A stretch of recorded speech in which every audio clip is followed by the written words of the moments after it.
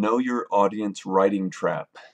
This is where we are trying to articulate the right words to the right people at the right time.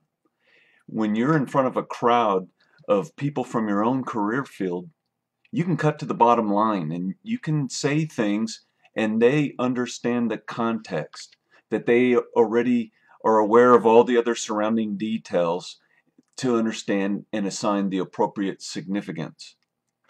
But this isn't the case when you speak to audiences outside your career field or when you write to those audiences.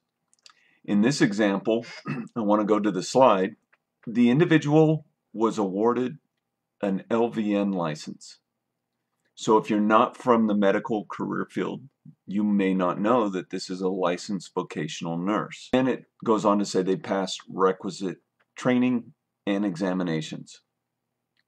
What does this mean to you? If you don't know what LVN means, and you don't know the scope of the training or the examinations, I'm going to go to the next slide. You may assign performance levels or value as illustrated in the performance scale.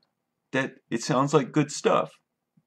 Well, what if an LVN license included a rigorous training program, a board examination? You had to gain a license.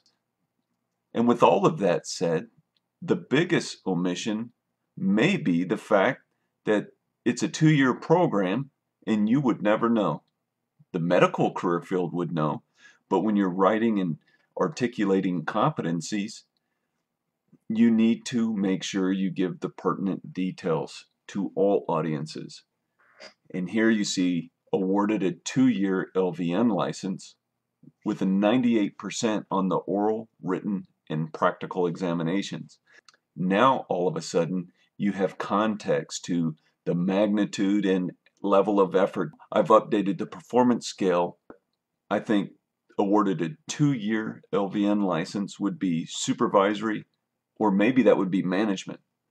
Looking at the 98% on the oral, written, and practical examinations, I think that fits pretty well at the management. If I had to pick another one, I would probably move it down to supervisory. Either way, this bullet has been changed from a membership supervisory bullet to a supervisory management level bullet, and it carries greater weight. The takeaway from this is to make sure that you give enough details so the reader understands the full context and magnitude of the accomplishment. If we want to go back to another example that was used much earlier in the video series, a crew chief changed a tire on an aircraft, and they did it in half the job standard, and the aircraft was serviceable. We labeled that membership level. Now, when the crew chief went out on a red ball, meaning right after the engines were running, it added intensity, and then later the aircraft took off. So the bullet reached the operational level. And then finally, the crew chief went out on a red ball. It was the last jet available to support a close air support sortie. The jet took off on time, met its scheduled mission, and was able to drop 2 GBUs on target. All of that said, the only thing that ever happened was the crew chief changed a tire. But the surrounding environment and all the other surrounding factors changed the context of the action.